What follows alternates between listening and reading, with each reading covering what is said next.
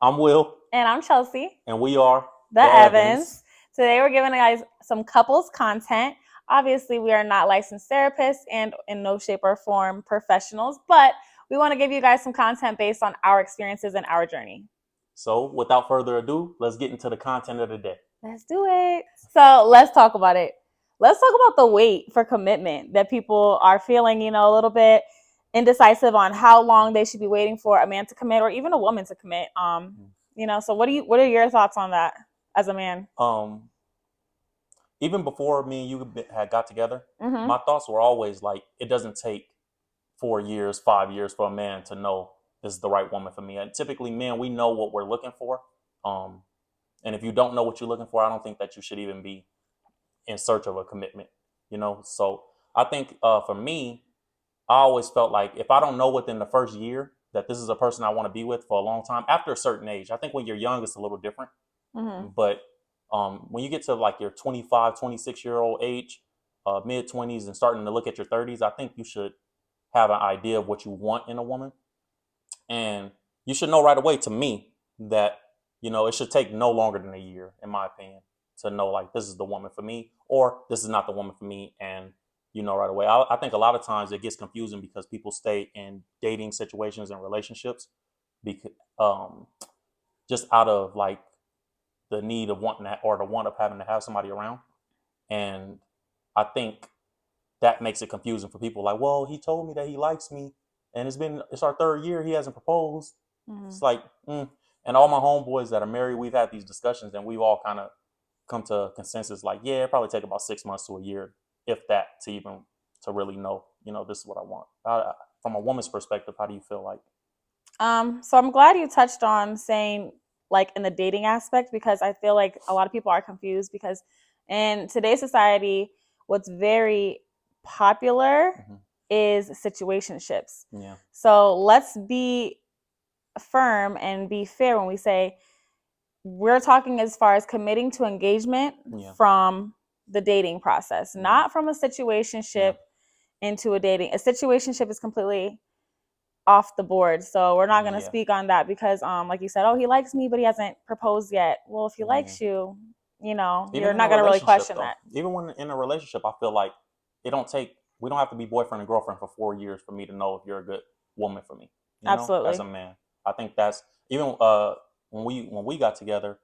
One of the, that was we were always talking about, hey, do you want to be married? Like those are things that you ask in the dating process to kind of weed out people that are serious about commitments, if that's what you want, and to not. And I remember you even being like, if you haven't proposed to me in a year or two, then Yep. And I don't think that obviously everybody's time varies. There's people who are successfully married for, 40, 50 years that maybe he didn't propose to her until yeah, whatever, 4 or 5 years into the relationship. Everybody's situation can vary. In my opinion, a man and a woman who've discussed these values before and prior to getting into a relationship, if you know your end goal is to get married hmm and my end goal is to get married, then no, I don't think that the engagement process should be more than 2 years, in my opinion. hmm I do believe that. and when you say engagement process, you're saying added everything added together, like the dating, the we're exclusively together, and then a proposal, all that within two Yes, years. yes, Yeah, absolutely. I can agree with that. As far as long as you're engaged, that's up to you. I won't even speak on that. That's because people have maybe certain how they want their wedding to go and financial difficulties and Mm. X, Y, and Z. So, but as far as getting engaged and making that commitment that you want to get married, but that's a big thing is have those conversations prior to getting in a relationship because some women get in relationships with these men and then later down the line it's like, girl, I've been with him 2 years and now he's saying like he doesn't even believe in marriage or marriage is just a piece of paper Yeah, or he doesn't want to get married. yeah, So know those things about your partner before you get into yeah. these You have to ask those relationships. questions when you dating. You collecting data, so you have to ask those questions from the time that me and her were just in a talking phase, just on the phone. Whether we started off texting and then get to a phone call stage. I think we had those conversations from the very beginning of, hey, are you interested in marriage? Like, is that something that you ever thought about? What's your requirements for that type of thing? We had real conversations, initially and all throughout our relationship, all throughout us dating. So we kind of knew what we wanted, and that makes everything a lot easier. It makes the process move a lot quicker, and it makes nobody everybody's on the same page at that point. Nobody's in the dark, like you said, baby. That how some people are. Oh well, I've been with him for 2 years, or he doesn't want to get married, and he doesn't believe in marriage, and that happens a lot more often than not. So yeah, And in my opinion, I feel like us women are scared to have these yeah, conversations. I think so too. We feel that, oh, it's gonna push him away. Oh, Hmm. is it too soon to even bring this up? It is never too soon to discuss your requirements or your standards as a woman. This is what I want Yeah, in my life, and if it scares him off, he was not meant for I you, was gonna baby say that. girl. I was gonna say that same thing. Any He's man not meant that's for if a you. man is scared off by that, then he didn't have those intentions in the beginning, and Absolutely. so that's actually kind of a win for you. If a man is scared off by that type of thing, he wasn't thinking about it, and he didn't want that from the beginning. And nothing you could have did in the relationship, nothing you could have been to that man was gonna make him change that because he's not at that place. My grandmother always says you got to see people, meet people where they are, not where you want them to be. So, There's many um, keys to a successful relationship, but I do believe that one of them is having uncomfortable oh conversations. yeah, Having yeah, uncomfortable conversations will save you a lot of time. hmm, Um, a lot of like he time. said, it's you're collecting data on this person because you need to know this person. And not just the little BS questions like, oh, what's your favorite color? Or what kind of food do you like? We did that too, but our major, I think, in the process of us dating, our major conversations were the big things, the uncomfortable things. How do you feel? What religion are you? Um, what How do you feel about raising children? Hmm. How do you feel about different things like that, like the real things? You know, and I think those things are the things that matter long term in a relationship. The little cute questions after a certain age, you kind of it's like, all right, I don't really care. I'll learn your favorite color later, but do you have any debt? What's your credit score? Those real uncomfortable conversations that you wouldn't ask a typical person on the street, but when you're in the process of collecting data or dating somebody, I think those are really imperative questions to ask somebody. And you also want to have the information on what their morals are because that's going to tell you how they feel about marriage. How was you raised?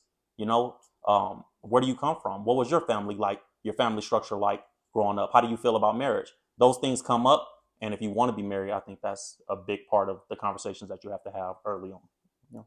Yep, I definitely agree. So I believe the wait time for the commitment is for obviously make sure that you're dating this person. Obviously, these conversations maybe aren't appropriate for a situationship. So Yeah, again, know the difference, ladies. Know the difference whether you're in a and relationship know or a what you want, right? situationship. Like, cause some women want situationships, some men want Yeah, situationships. absolutely. Like, There's so nothing wrong if with you it. want that, then live your life, do what you got to do. But if you want commitment, which is what our topic is, um, yeah, this is not the advice we're gonna give for a Mm-mm. situationship. We're talking about, And be honest with somebody if you are in a situationship or if that's what you oh yeah, want and that is, just how you're living your life for the moment, that's fine. But be honest with the other person and let them know I am not looking for anything yeah, serious or committed right now. And that'll help a lot of unhealthy situations, yeah, stalkers, and yeah. crazy people, crazy people. Yeah. So in conclusion, I think on this topic, the wait time for commitment as a man, I feel is you should know within a year if what type of woman you're dealing with, and if this is the type of woman that you move forward with. You said something earlier that engagement should last a long time, or it could last a long time, or it depends on relationship. I'm gonna say as a man, if you don't have the money, finances, or you're not in a position that you can get married within 2 years, a year or two, after proposing, then you're not probably not ready to propose. So I wouldn't put yourself in that position to get engaged or be in a relationship because relationships they do cost and it is um, a financial adjustment that comes with being in a relationship. So if you're not prepared to pay for a wedding, or if you don't have the parents that are going to pay for the wedding for you, or if you're not in that situation, hold off on proposal, hold off on engagement, date. Date. Hey, I'm not ready for marriage yet, but I'm working my way up. I'm in a position in life where I'm trying to build myself, and you be honest with people, whoever you're dating, and I think that helps a lot. Just being honest with a woman is going to give you more than if you try to finesse her or lie to her. That's I how I feel. agree. I do agree because I agree in a sense that becoming a husband is definitely a financial transition Yes, it is. because whether you have kids or you don't have kids, whether you're blending a family or you guys plan to have kids together, there is going to be a financial transition. Yes. There's going to be a financial increase in his pockets because now Yeah. you're telling me as a woman that you want to commit to me being my husband, which means you want to be my provider. You want to be That's my right. protector and my Mm-hmm. stability. Mm-hmm. So with that comes a lot of financial bearing on the man. Yes. So I do agree that, yeah, I've said it before too. I think that men should be in a financial position to when even dating, because that's what Absolutely. comes out of that. But some women don't always have those requirements. Well, I make my own money. Well, I don't care. I just want a good man. Yeah. Okay, but do you want a good man or do you want a good husband? Because a good husband's going to be a provider. He's going to Yes. be It's on you. I just told Babe that my thought process of how I go through our relationship is, damn, when I'm 80 years old, I'm still gonna have to make sure that this woman has a place to live. I'm still gonna have to make sure that she has a decent car to get around in. I'm still gonna have to make sure that these bills are paid.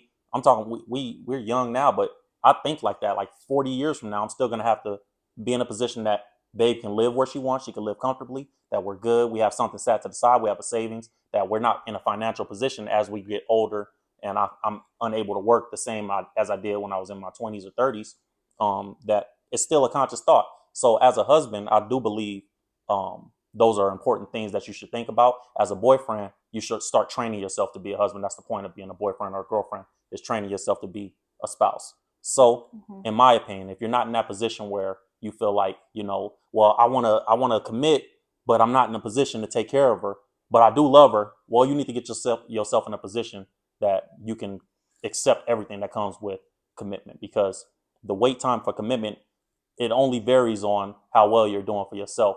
And that's not just a financial thing. That's a spiritual thing, emotional thing. From a woman's perspective, I can imagine it's more being emotionally ready for a relationship. No? Absolutely. That's a whole another conversation that I preach to people about a lot, and that's just being healed before you get into these relationships, because that will take a toll on your relationship as well. And again, to go back to what you were saying, as far as like, a man, you need to get yourself into a position. Mm-hmm. There's nothing wrong with building with your partner. I understand absolutely. some women are like, you know what, we're gonna get it together, we're gonna get the money together, and that is fine as well. I don't want to shy away from that or say that that's wrong. Right. But I think what he's trying to say as well is like that you just have to have that mindset of, I do want better. I am going to work hard and I'm going to work towards it, and just be honest with your partner. You can be in a relationship and say, hey, babe, I want to propose to you, but I want to do it right. Yes. I want to do it right. So please don't be patient with me. Please don't feel that, I'm holding off on you. I do want marriage. I do want this. I think you deserve to get it the right way. I love the way she put that. Like, I do want to do this, but I want to do it the right way. I think that's super important. And a woman is gonna 9 times out of 10 compromise with you. Okay, I can understand that. And I think that's a powerful way to say it to me. Yeah. I do want to do this, but I want to do it the right way, and put yourself in position. And when you have a good woman, like I have a good woman, it makes you want to work really hard for them. Like I want to get up and go to work for my woman. I find joy in that. And I know a lot of people look at it like, oh well, what is she doing and what is that? But I find genuine joy in, I get up, I go to work, I make sure I'm a provider. Even before we were together, my prayers were always to be, the best provider and the best husband I could possibly be to whoever my future wife was going to be. Didn't know it was going to be, but you know what I'm saying? I do think that it is important that you put yourself in a position to commit from both perspectives. That's the man's perspective. I only can speak as a man, but I do think financially it's important to put yourself in position before you start thinking about commitment. And even as you're, getting to the commitment, to continue that standard of, I'm gonna be stable. And that's regardless if you're gonna be with the woman or not. You should, as a man, want to be stable. That's how I was raised. That's what I believe personally, And another thing is like you said, you can only speak from a man's perspective. As a woman's perspective, we too have problems with commitment. We have problems with, don't lead a man on, because some men do want, something super serious, and they do. Men are like, they're like lions. They jump on their prey. So when they want something, they're gonna go get it. So if he wants you, and he's gonna propose to you, and just be ready for that commitment. As far as like when I was dating, I remember being like, any man that I came across when I was dating, I was like, can I see him as being my husband? Yeah. And that's very powerful too, because something I learned prior to that was that us as women, we need to be, and men actually, When you are finding a spouse, I want you to look at that person as they are, how they look physically, financially, and spiritually, and say, if this person doesn't change a Yeah, day in their life from that's here real. on out, would I still marry them? That's real. Do not get into these relationships and say, hey, well, I'm going to get with him because I know he's going to make more money 5 years from now. 10 years from now, his business is going to blow up. Yeah. Well, he said he's going to get in shape. Well, he says he's going to, but If he if never he does, don't, then what? Did you just waste your time and his time? yeah, And vice versa with women. If she's like, I mean, get it. Granted, women, our weight fluctuates naturally. yeah. We have kids, But but you have to think like that. If she gained 100 pounds right now, would you am I still still love gonna her love this woman? You know today? If who he she is. You if he know, don't make any more money, yeah. if he makes 60K a year, and are you okay with that for the rest of your For the life, rest knowing of that your you life, might have to get a side job too to yes. maintain your guys' lifestyle? You have to think like that. Because So commitment, that's what relationships are about. It's more about commitment than it is about anything else to me. It's that, hey, if things get bad, good, or stay the same, I'm still committed to this person. absolutely. And when you're talking about commitment, I think that that's like the main thing. You know, I think no matter what I go through with this woman, no matter what our ups and downs are, I'm committed to her. You know, if she Mm-hmm. gains 100 pounds tomorrow, still my woman. I still love her the same. I'm committed to you. If she loses 100 pounds and she's as skinny as a twig, hey, this is still my woman. I still love you. Those things, no matter what changes, you know, this is still my woman. I still love you. I'm still committed to you. And love is really commitment more than it Mm-hmm. is anything else. That's Absolutely. I think that's the purest form of love is commitment, you know? Yep. So be ready for that commitment Yes. and accept that person. We'll look at that person as they are and say, do I see this man as a husband? Would he be a good husband? And say that you accept that before getting into these relationships. It saves so much confusion. It saves so many more heartbreaks. It saves so many more broken homes and Yeah. all of the drama. Just being honest, being ready honest. for commitment, and Being upfront. and being upfront. Yep. Being upfront and being somewhat confrontational about it. Not in a negative way, but hey, I'm not gonna shy away from these conversations. Like you said, a lot of women you feel are scared to have those conversations. I think a lot of men are scared to be brought those conversations. Mm-hmm. And I think that's something that you have to work past if you're really wanting commitment. And I think that you have to, one of the biggest blessings in our relationship, I feel early on, we had those uncomfortable conversations and we were just open about who we are. Hey, I'm from here. This is what I am. This is who I am. This is what I've been through. This is what I come with. This is it. You know, Yeah. and when I look back at the things that we even used to text each other, we went back in our old text messages the other week and it's like, yeah, this is who you are. You know, you told me exactly who you are. I told you exactly who I was. And we were very honest with each other in that sense. And I love that. You know what I mean? And I think that helped our relationship personally a lot. So that's why we give you this advice that we give you, because a lot of people do want commitment. And I think a lot of people do want to be loved and valued and cherished and held and kept, you know, and, you know. And when you're upfront about who you are, you can't have any regrets. Yep. I can't go back and, I mean, say, you know, God forbid, like something happened and we didn't work. Mm-hmm. I can't go back and be like, well, I should have been more nicer, or I should have been more this, I should have been more that. No, I was exactly who I am. Mm-hmm. And I was upfront, and if that wasn't something that a person accepts in you, then they weren't the person for you. Mm-hmm. And I think that even brings us to requirements in a person, and how requirements change with age. Requirements change in you know what you require in a man, because you have to be or willing to grow with spouse. somebody too. You know, I think like you said, requirements change in age. You're not going to require the same things at 21 that you do at 30. No. So you have to be flexible in that sense too. Not so much as we say, hey, the person that you were when I met you, that's who I want. Well, I'm not going to be that person when I'm 45 years old. And I think a lot of men struggle with that. Well, my wife, she don't, bro, Yeah. she's not 22 years old anymore. You know what I'm Yeah. saying? You guys are 40. She's not going to look at life the same way that she did when she was 22, as well as you shouldn't. And if you did, then that's a problem, you know? And I think that requirements do change over time.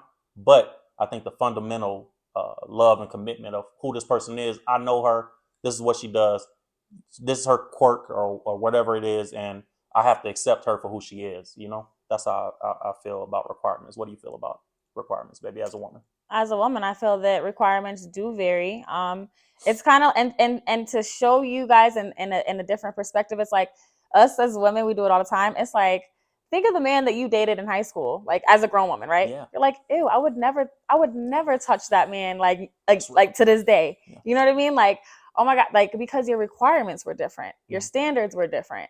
So as you grow as a person, then yeah, those things are gonna change. And you think you should have to weed those things out? Do you think is that what it is? Like you have to know what your requirements are as you if you're getting into a relationship. Maybe is it like, well, I need to know what my requirements are before getting into this relationship, and then that allows it to be, well, when I commit to this person commits to me, we know who we are. I think Because I think it's deeper than that. I feel like you need to know yourself before you get in the relationship. Once you know yourself, you set standards, right, for yourself.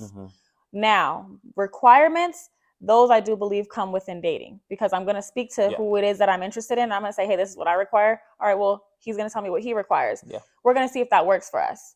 Yeah. Standards, you know what I mean? That's something that you do not budge on. That Yeah. is something that is like, no, one of my standards are you must be a God-fearing man. That's Yeah. not something I'm going to budge on. That's not something I'm going to give a man the option to say, well, Yeah. Okay. I don't, you know what I mean? Yeah. I So agree. standards and requirements, I think, because requirements can be compromised. Yes. Requirements can be compromised. 100%. Standards cannot. Standards cannot be compromised. So Those are your standards are really your boundaries. absolutely. These are my not requirements are more.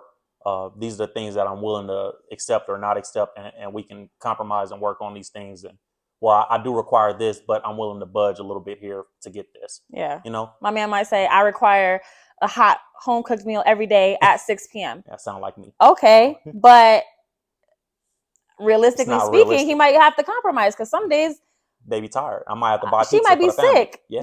You know what I mean? I might be sick. I might be out running Or an errand. just something. Hey, she had a long day, bro. And I'm very good with that. I feel like, yeah. You know, I do require Babe to like, babe, I want to eat home cooked meals. I like that. I love my woman cooking, you know, and she cooks very well. I do. She be cooking. But one of his requirements is that for health purposes, like he likes to eat before a certain time. Yes. So he likes to have dinner ready, done in front of him before 7. Yeah. Not on no sexist, I want my food and I want it now. But that's a lifestyle he has. Just like I have a lifestyle of eating healthy. I won't eat certain things, and that's one of his requirements is that he likes to eat before a certain time. Yeah. And that's something that I make sure that I do for him. She does. And I'm very good with that. Like and to the point now it comes naturally. Like I eat before that time now. And because I know she's so good about that, I make sure I do my part when she's tired. I make sure I do my part when she's sick. I make sure I do my part when she's had a long day. Mm-hmm. Hey, baby, I see you tired. You don't have to cook tonight, baby. I'll make sure I buy pizza for us and the kids. Yeah. You know, oh, baby, I'll cook tonight. Sometimes I'll do that. Like she cooks every night. I'll cook. It's never going to be as good as what she does, but it fills the need for the night, you know? And I think that's where you, from my requirements in our relationship, that's where we're talking about how you let a requirement, have some leeway to compromise. And yeah, I think that's the difference between standards and expectations. I think having a standard is, hey, I need a God-fearing woman. I need a God-fearing man. But that's your standard. But an expectation, you have to lower them or, adjust them as the relationship goes, because everything is not going to be perfect on a day-to-day. And a lot of people don't understand that about relationships. They look at relationships as, what am I getting? What am I getting every single day out of this? Black and white, 50-50. I pay bills, you cook. You pay bills, I cook. You cook, I wash dishes. It don't work like that on a day-to-day. Some days, babe just don't feel like it. I'm going to have to take over. Some days, I don't feel like it. Babe takes over. And I think that's the difference in standards and expectation. You can't be like, well, I'm not going to lower my standards to a woman that won't cook every single night because 6. she didn't cook 10 days and on the 11th day, she don't want to cook no more. You go, I'm lowering my standards now. No, It don't work like that. No, it's just compromising. And I feel like one of the biggest things when it comes to requirements is just being aware of your partner's requirements, and acknowledging them. Because again, like you said, there's nights where he'll be like, babe, I'm going to order out. And it's not because I came to him and was like, I'm not cooking today. I can't. It's because he's acknowledged and he pays attention to me. He knows what I did all day. Yes. So I don't have to tell him like, babe, I'm tired, I'm exhausted, I don't feel like cooking tonight. Yeah. He knows what I went through that day. He knows I had a long day, and he's like, nah, baby, you don't have to cook tonight. Like, and if you're not paying attention to that level, then you disconnected from your relationship. I should know when she's had a long day. I should know when she's tired. I should know, babe needs me to fill in tonight. This is my day to be 80 and her day to be 20. It's okay. Mhm. And having those expectations that somebody should be everything all the time is not right on either side of it.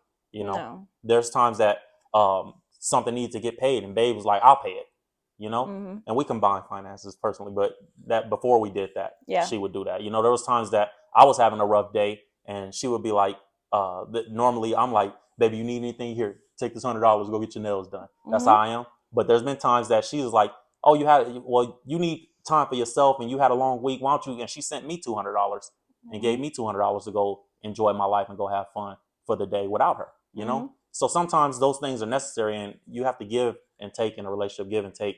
And don't have so high expectation that you think that your expectation, your requirements is the same thing as your standards, right? Yeah. Don't let your your I won't say expectations, but don't let your Requirements. requirements, have you lose out on a good woman or a good man, because Oh those yeah. are things that need to be compromised. And being in a relationship and picking a spouse, you look for somebody that's worth compromising for. Yes. That's real, baby. So That's a good point. because you're That's a gonna good have point. to you're gonna have to compromise. So And if they're not worth compromising for, why you will? exactly. You know? Yeah. If you're like, if you find yourself feeling like I don't want to or I don't have to, you're probably not into that person as much as you thought you were. Yep. Because it's literally human nature to be like, all right, well, he doesn't want this, I want this, we need to meet in the middle. Yep. Nobody's right 100% of the time. Nope.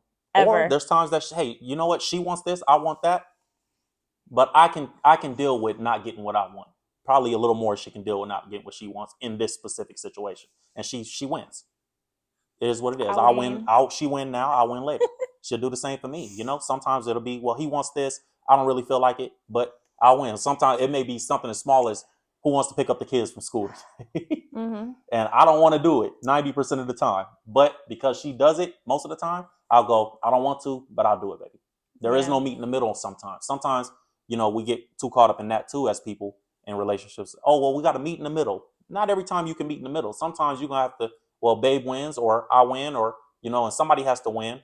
And, typically it's easier to make those decisions when you the person saying, you know what, I'll let you win. Yeah. Have that humility instead of saying, hey, I'm going to win and you going to lose. Yeah. No, I normally try to, baby, you win. I'll get her. I'll get the kids from school today. Yeah. So it's literally just in that balance of knowing there's standard, I would put it as standards, Yes, requirements, yeah, and expectations. Yeah, that's real. I like that. So and in those orders, because standards are non-adjustable, not like nothing, that's just what it is. Requirements are what you require, are your needs. Yes. Your needs for you, and expectations are what you expect from somebody else. And those two last things, I believe that there is always going to have to be a compromise in those two things. So they're all separate, but those are all things that need to be discussed when getting into a serious relationship. Yeah, when you start thinking about commitment, those are things that have to come to the table, and everybody has to lay everything out and be honest about it, because you do not want to get into a situation or in a relationship and start having those arguments and nobody like, oh, I didn't know that was your expectation. I didn't know that was your requirement. I didn't know that you had that boundary or standard. I think that just being intentional about your dating and intentional about what you want out of a relationship and intentional about what you want out of life, because when you come into a relationship, a committed relationship, you're talking about spending a lot of your life together, spending moments in your life, spending, finances, spending just the things that are most important. You're spending those things together, holidays with family members. Whose family are we going to for holidays? Things that you don't think about, but are very important on a day-to-day level. And I think that, if you're intentional about what you want and you guys know each other's intentions, it's a lot easier to navigate through a relationship than it would be without knowing those things. Mm-hmm. So we kind of spoke on standards, requirements, and expectations. Aside from that, what are some conversations that you feel as a man need to be discussed when making the next step in a relationship, as far as like serious steps, as far as like We're not just dating now, like we go together. Yeah. Like we go together. Yeah. I think, well, you know me, baby. I'll always have the same three things. What are my three things? I always feel like representation, how you represent me as a woman. That's one of the big things that I look for. The small inconveniences that you take care of for me. That was a big thing for me as a man. Like, I'm willing to do the big stuff, but are you willing to take care of my inconveniences? So like, I'll book the vacation and I'll pay for everything, but can you find like our hotel, or can you find our car that we're going to be in, or things like that. Like, that's just an example of small inconveniences. So what did I say? I said the small inconveniences, the representation as a woman, and the serenity. My third thing is always the serenity that you bring to our home. I don't believe in as a man. I hear a lot of men say this, and it's the dumbest thing in the world to me. When men go, "Be my peace, be my peace." Like, I think you would agree, baby. I was a very peaceful person when you met me. Yeah, very peaceful. Like, lived a peaceful life. I didn't need her to come and give me peace. Yeah. Like, I didn't have some chaotic life, or I wasn't a chaotic soul, and I just needed a woman to just give me peace. That's too much pressure on a person in general, and to expect that out of somebody is just ridiculous. So I'm not saying, when I say serenity in the home, I don't mean she needs to be your peace. I mean to create a serene environment for me to come home and escape the pressures of the world. I come home, I crawl in my woman's arms, I get in the bed with her, she rub my head, she bring me food. I get home from working and stuff, baby have my towel laid out on the counter, my clothes on the bathroom counter. I'm ready to get in the shower. I don't have to look for nothing. I don't wash clothes. Baby she takes care of me. This is my beautiful woman. You're amazing. And yeah, I think those are things that you do to provide a serene environment for me, and I love you for that. So those are the things that I think I think every man should have their own list like that of what they want in a committed relationship. But those were the things for me that were important, those three things. And I always felt like if those three things were checked for me, then I will always be happy. So as a man, you need to have, a couple things that you think will make you happy as a man. You may not have the same expectations or the same requirements or the same things that you want from a commitment that I do. But I do think that every man should have those things that they feel like, this is what I want my woman to do for me. Okay. As a woman, do you have anything that you feel like these are the things that every woman should? Is it like that type of thing? Like, every woman should have these expectations, or is it I specific? feel like it's an overall conversations before commitment, such as we've talked about this in the past. It's those uncomfortable conversations, I will be honest, but the conversations as far as like, if you're making a big commitment as far as like getting married or moving in with somebody, there needs to be a conversation about like, do you have an extreme amount of debt? Do you have, you know what I mean? And not even to be nosy, I need to be in your pockets or know exactly how much, but it's like, I don't want to, because I know, and like, I know from experience that if you are married to somebody, and whether or not you guys are like separated or not, if that debt is your debt. That's now your debt. You just married that debt. So if you marry a man and he's like $1 million in debt, yep, baby girl, you got $1 million in debt. That 700 credit score don't mean nothing no more. Yep. So or what you see, what men see when they're committing to women as far as debt, student loans. Oh, because yeah. women will go to school on you. They don't mind. Oh, yeah. Women will pull out a student loan. Run so it you up. should know that. Went to law school, nursing school. Yeah. Got my master's, my bachelor's, my associates, all of my that. PhD. Like, if you have a woman that has done those things and does have that type of debt, you should know. And yeah. I think from so when you get with homegirl, she went to Harvard and she got all her bachelors lined up in her bio. Ask her, how much debt do you have? How far are you in paying your student loans off? Are they current? Because as soon as when it comes time to do taxes and you guys are joined, it's washed. So even if y'all never get to that place, even if y'all never join taxes, it's like I'm not gonna see my woman have debt and be struggling to pay a car off, and I'm not gonna help her. That just creates tension in the home. Now she's stressed out about something that she doesn't need to be stressed out about. It's just you have to know what's going on with the person that you're with. Yeah. So in all aspects. Again, it's an uncomfortable conversation, but I believe that people should speak about debts. I believe people should speak about health history. Do you have any chronic diseases that run through your bloodline, You got because any crazy exes? You got any, that's a good one. Yeah.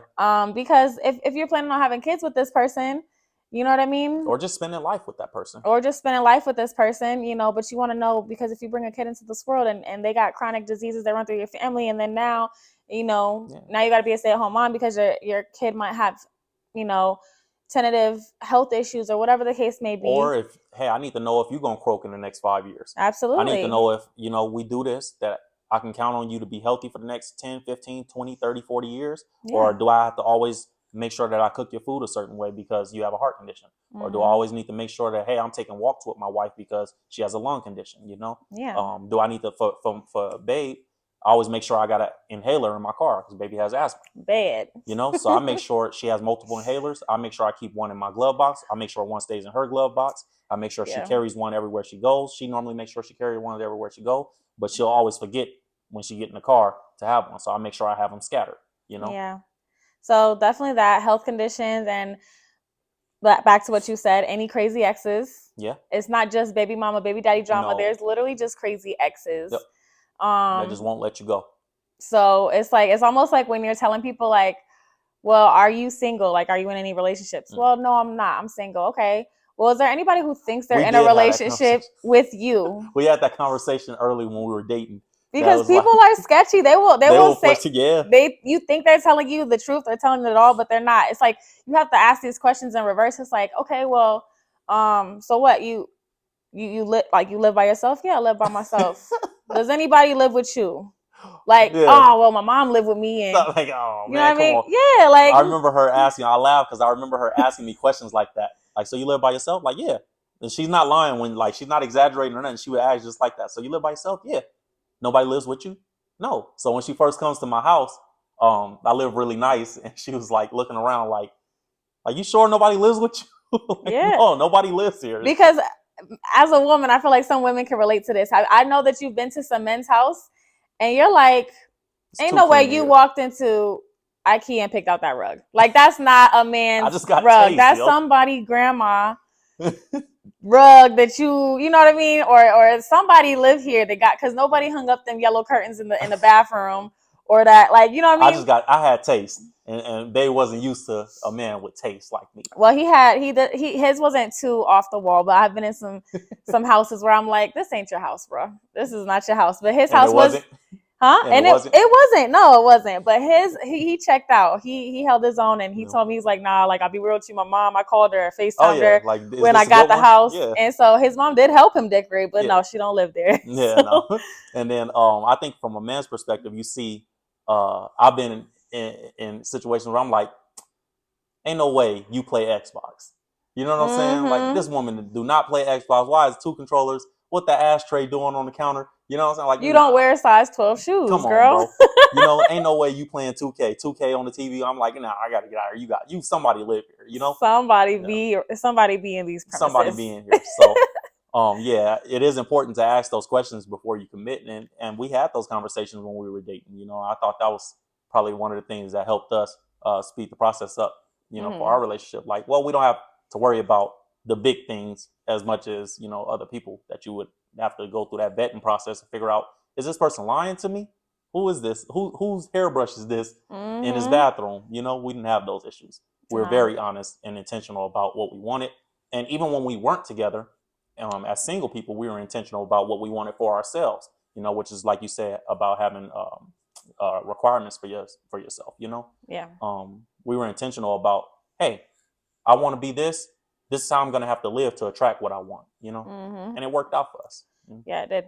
It absolutely did. I believe that we both lived for what we wanted in a partner prior to getting that partner. Because I remember being single, and I would be like, a lot of my homegirls or other, they were out and they were just dating back to back. They didn't mind of having people in and out of their house and X, Y, and Z. And I was like, I just couldn't get down with that. So what I did, I was like, I'm going to focus on myself, because when I do meet the right person, there's no such thing as perfect, but I want to be perfect for him. Yeah. So I was like, I'm going to eat better. I'm going to work out, heavier. I'm going to I'm going to make more money. I'm going to focus on being the best version of myself spiritually, Yes. emotionally, and physically, so that when I do come across this person, I like he gets the prize. Yeah. Yeah. I And was the same. I'm not, you know what I mean? You're not like watered down. Yeah. Like he gets the prize. Yeah. So I felt the same when I was single. I felt like I want to be the best provider. I'm gonna make sure I get in a financial position where I'm the best provider. My wife want to move somewhere; she can have the nicest homes possible. I want it to be the best father that I could be. That I have real morals to pass down to children, real, systems and wisdoms to impart upon our children. That she can trust me. That as a leader, that I have wisdom and that I use good judgment. That when I make a decision, she knows that I'm making the best decision for us. All that was very important for me, and I think that I found a woman, and a woman found me that was just perfect for me, and we were ready for each other at the right time, and it just worked, because we were both doing the same things, and I think that's the blessing of just having the faith and intentionality of I want to be this, I want to be a husband. Period. I'm not settling for being a boyfriend. I don't want to be somebody's baby daddy. I don't want to be all these things. I want to be a husband, and I work towards those things. And you did the same, baby, as far as being a wife, right? Like I just want to. This is what I want, and I'm gonna work towards these things. Yeah. yeah, so that's what I wanted. So it's like I wanted to be a wife, or I should say I knew I was a wife. Yes. So I conducted myself as such, so that, I would attract the right energy, because I've been in, I had my wild days, and I didn't attract the right type of energy, the right type of people, not even just spouse wise, but even like friend wise, or just, not having good people around you can definitely pull you down. Like they say, crabs in a barrel or in a bucket. So I've had my wild days too, and you yeah. go through those things, same thing. Men, we act like we don't, but bro, you had the same thing. You've experienced the same type of, where it's like, you start attracting things that you really don't want out of life. And then you get to a place where it's like, all right, what do I really want long term? Hopefully you get to that place if you're responsible enough to get to that place. Absolutely. So once we make those commitments, and we've gone through all the commitments, I think another thing that people struggle with, and this is something that we went through personally experiencing, is like blending families. So yeah, I have 2 kids, obviously, from a previous marriage. He has a kid from a previous marriage. yeah. And so, yeah. We were worried about that. We were like, I hope the kids like each other. I hope the kids like us. Like that was a big thing. And blending families is such a hard thing to do. It takes so much humility and so much understanding, because you coming from a place of where you believe you're best. You've been a single parent, so the way I'm doing it is the best way. And then you start taking the advice from somebody else, like maybe that's not the best way to do it. Maybe that's not a good idea. Hey, I've been a man. Boys need this. Hey, I've been a woman. Girls need that. And I think that's a big part of it. And I think that just the transition of putting everybody in one home, I think that's a big part of it too, because now everybody has to be considered. And I think that was the hardest adjustment for me at first, was like, I sit this remote down on the counter when you live, it was just me and my child. I sit this remote down on the counter. My child know not to touch that remote, and it's going to be there when I get back. But when you blend a family, you have to make those adjustments and compromises. Hey, now it's not just about what you and your child know. It's about everybody has to be happy and everybody has to be comfortable, and not just what you want and what your child is used to, Because blending families is like understanding, that it's always going to be a risk, because us as humans, of course, children are innocent. So no matter how much animosity or how bad the breakup is, if you have a bond with that child, it's hard to let that go, and it hurts. And it's really, really heartbreaking, probably even more than the actual like parting from the spouse, because you're connected with that child, and not only that, but the child's connected to you. So it's always a risk when blending families. I think one thing that we did prior to us blending families, and I do believe that this was an important conversation to have, was what do you require as a spouse from, like the other person for your child? Because everybody's different. Everybody's different. There's women who are like, no, I just want a man, but I don't want him to have nothing to do with my kids. Then there's other women who are like, no, well, I do want a man, and I want an authority in my house. I want him to be able and feel Involved. comfortable with disciplining my kids. Some men won't feel comfortable disciplining kids that Yeah. aren't theirs. So it's like when it comes to the disciplinary version of it, and let's be honest, like everybody's kids aren't raised like you raise your kids. Yeah. So I have to ask him, like, how I want to know how you raise your kids, because I'm not going to bring my kids, who I feel that are well behaved Yep. and brought up into a No, chaotic home. nobody want to deal with your ratchet kids. Yes, when Ain't you're nobody trying to deal with your ratchet kids at bro. all. I Like, don't care. I that's don't let real. my kids jump on the couch. Your son's Yeah. not jumping on my couch. Real talk. And if you have to be okay, you have to be okay with me saying that's not okay. Yeah. And If we're gonna do this. So it's a respect thing. It's, are your kids gonna respect me? It doesn't have to be authority as far as like, No. oh well, you need to be cool with me whooping your kids. No. No. That's not gonna happen. That's No. not something that we do. No. But you need to be comfortable. Like, if somebody need to go in timeout, or just having a conversation, even with your kids. So there's Yeah. a conversation that we have together. There's a conversation that we have alone with our own kids. Mm-hmm. And then there was a time where we brought everybody together and we had a family meeting. Mm-hmm. And we all talked about it. I want to know what your kids do have a say so. Yes, they do. They They're don't people. have the authority They to don't make have the final decisions. But yeah, They do have a say so. But they do have a say so. Yes, they do. Because it's their life too. Yes. And now we're all sharing the home. Everybody's life is getting and just, shaken up right now. Individually, like we all spoke to each other. Like I spoke to the kids, you spoke to the kids, all individually, and hey, how do you feel? How does this make you feel? And even to that, a good point in blending families that a lot of people don't do is it's easier when you start finding things to bond with the children over individually.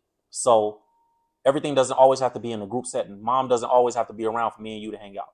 You know what I mean? Mom doesn't always have to be around. Me and Dave's son, which is my bonus son, we go play basketball together. That's our bonding thing.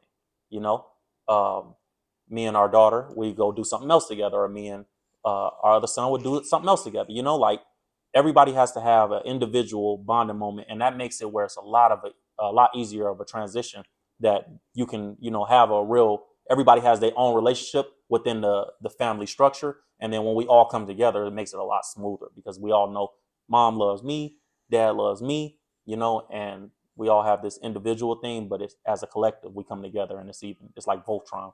Yeah, because it could be tough because in a normal world, couples argue. We fight, and you don't want, like, if God forbid your kids hear you arguing or you're fighting, and then it's like, oh well, now they immediately like they pick sides, or they lose respect for the other person. Yep. Oh well, so and so's mean to mommy, because so I don't have to listen to him. Yep. Yeah, because they don't have that bond, they don't have that relationship. It's kind of like, I'm just here because my mom's here. Exactly. You don't want that. That's not a healthy way to blend a family. No. So again, everybody's requirements are different, but I do think that those are conversations that you need to have with somebody before blending a family. Is, how do you raise your kids? Or when your I'm gonna kid just bypass mom and I'm gonna just go ask dad. Yeah. I'm gonna just go ask him because I know him and mom is arguing right now. So exactly. Yeah. But have those conversations. Like, when your kid acts up, how do you discipline? Like, Yes. how do you discipline? I want to know how you talk, to your kid. Like, yeah. You know what I mean? Because some people are like, I don't cuss at my kids. Yeah. Some people are like, well, I tell my kids shut the F up. Like, Yeah. You know what I mean? Like, so there's just, there are going to be different, obviously, traits. You're two different people. Mhm. We come from two different homes individually. Yes. But one thing that I did respect him for, when he said, when we do make this commitment to move in together, he said, regardless, I'm the woman of the house. Yes. And he said, your rules matter too. Yes. So it's not like, oh, well, you're moving into my house with you, and now everything I say goes. No. All my rules are what applies. No. That's not even realistic. Like who would want to, that's tyranny. Like that's being a tyrant, bro. Nobody won't want that. You wouldn't want that. You wouldn't want to be in that position. Yeah. Let alone put some children in that position. Like, hey, no, we blending this thing. We need to have, essentially, you kind of make it like everything goes out the window. Like, okay, well, everything that I've been doing by myself, that goes out the window. Now we have to come up with our whole new, this is what we do as a unit. Like, this is what our beliefs are. This is what our standards are for our family. This is what our rules are. It's not a her rules, my rules thing anymore. It's just, this is what our rules are. His more, to just give you an example, I'll say this one, was he was more very strict when it came to bedtime. So I Oh remember yeah, he used to tell me, like, no, my son is in bed 9 o'clock. 9 o'clock, Hmm. no phone, no TV. No kids need to be up around He here said, I at don't want 11 to o'clock. hear, he said, I don't want to, his exact words were, I don't got nothing to talk to no kids about past 9 o'clock. 9 o'clock. That's real. He didn't want to see no kids. He didn't want to see. And in my household, I could, like, I'll admit it was a little bit less structured in that sense. Some mom stuff. So Hmm. my kids, I'm like, well, as long as they wake up in the morning in time for school and they got good grades, Yeah. and I'm not saying that my kids is up till 2, 3 in the morning. No, not that late. But midnight. I didn't have a shutdown time. I wasn't like everybody in bed. It wasn't like boot camp for and me. that comes from upbringing. Like my upbringing was successful people go to sleep and wake up at a certain time, you know? Mhm. So I always wanted my kids to be successful. So what was embedded in me was this is the time that you go to bed. This is the time that when it's time to wake up, you wake up, you're fully charged, you're fully refreshed, you know, and sometimes you have to budge on that thing. So, hey, it's Friday night, you know? Yeah. And the kids can be up to midnight on Friday night. My thing was just being, you know, a single mom. I wasn't home all the time to put them to bed at a certain time. So they had a little bit more, you know, they had a little bit more freedom in that sense of, you know, whenever they ate and cleaned up and got ready for bed was kind of like it varied every night. Yeah. But now that I'm in a structured home, more so where we have each other to work off of, like I said prior to this, he wants dinner by 7 p.m. So now everybody eats dinner before 7 p.m. So now there's kind of no reason for anybody to be up and out the bed past 9 o'clock because we all ate at 7 a.m. because now I have that availability and flexibility to be home to cook a meal for my kids because he gives me that financial freedom. There you go. I'm not stressed out working 2-3 jobs and running my business and not able to do things. So now I have a little bit more financial freedom, and it puts me in a position to where, yes, now dinner's cooked at this time and everybody eats all together at the same time. So at this point, it's like y'all shower, clean up. What y'all doing up at midnight? Yeah, and even still, it's not. It's still a compromise. It's not even like shut up and go to sleep. It's like, all right, now this is shutdown time. Y'all go in your rooms, and I don't want to hear you, see you. Just and if we see y'all on the phones too late, y'all gonna start checking them phones in at a certain time. You check the phones in. The phones got to go at a certain time. That's definitely a thing. But it's just an example of how we compromised and made that decision, and it wasn't just his rules, and I wasn't just like, well, I don't do that with my kids, so they're not going to do that. It was something that we came together, and it kind of actually just, I don't even believe that we had a real mandatory conversation about it. It kind of just flowed together because I respect his values, he respects my values. And you want things to work. You want it to go smooth. You want things to play out right. You don't want to be in no position where we're arguing over things that we should be agreeing on and things that we should be working together on. So it just played out, and it worked out because we had the intentions of it working out. You know, we wanted to make sure that we did everything to make the other person comfortable and make the other kids comfortable. And it works out when you have those intentions and you move genuinely, I believe. You know, so we do have we have had those compromises when blending the family, but I think that it's very easy to make those compromises if you have the intentions of being with somebody, and if you have the intention, the true intentions of, hey, I want to love your children just as much as I love you. You know, because a lot of people don't want to love a person's children. They want to love that person, but they don't want to be involved with that person's children.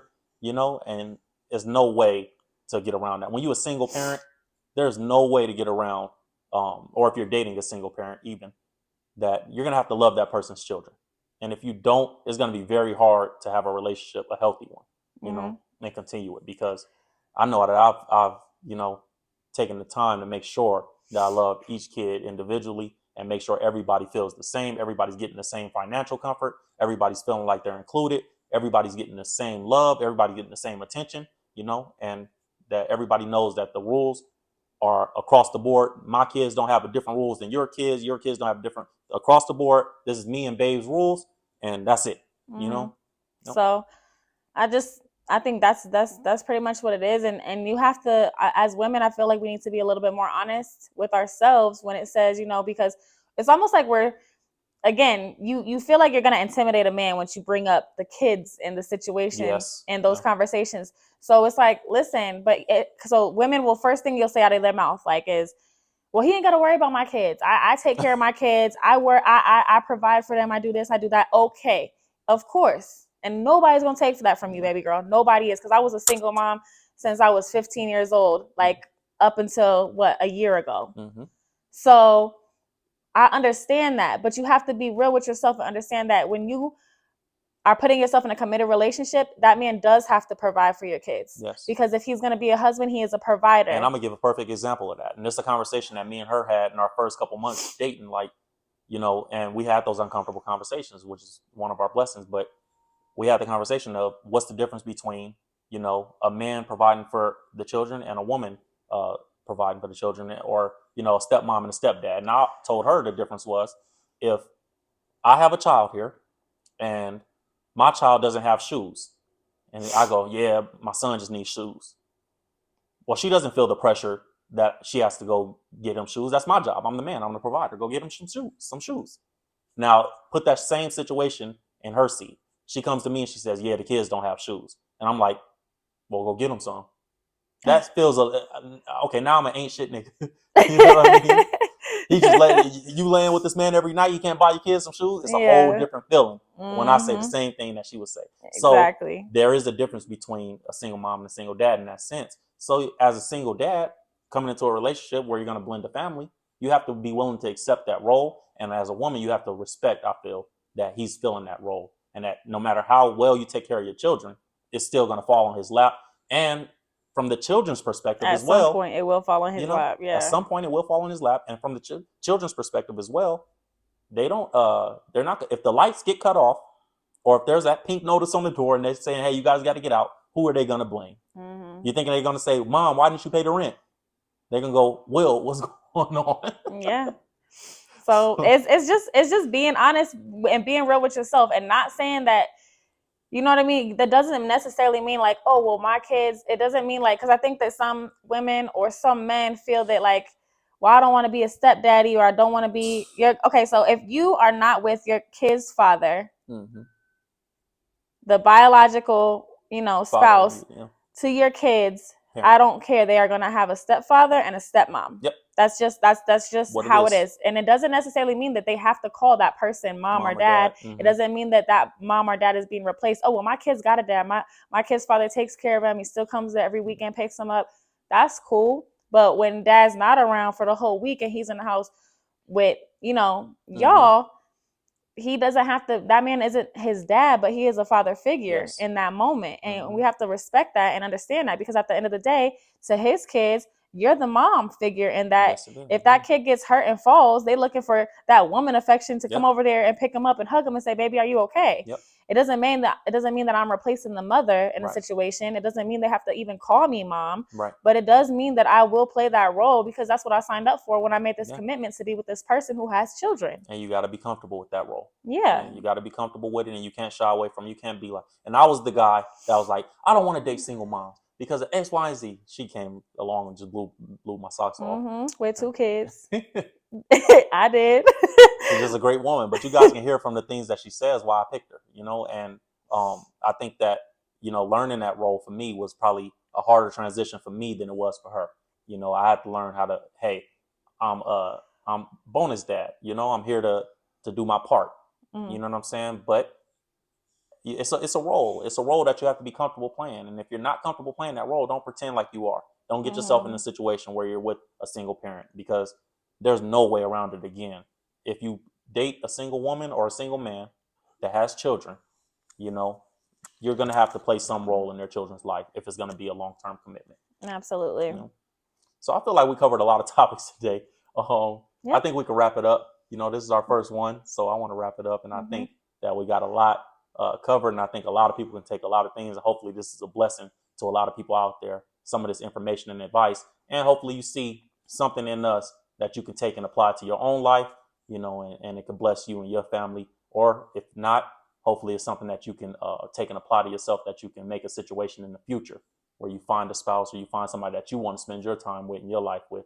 And you can remember some of these things and apply some of these things, And if you have any questions or comments, feel free below. We would love to answer anything that you guys might have, or any suggestions that you want to hear about. Yeah, topics. Throw them our way. Follow us on Instagram, TikTok, YouTube, We the Evans. Yep. And yeah, we're open to all of that. You could DM us any topics, questions, or suggestions. We're open to that. So we do appreciate you guys tuning in. See you guys next time.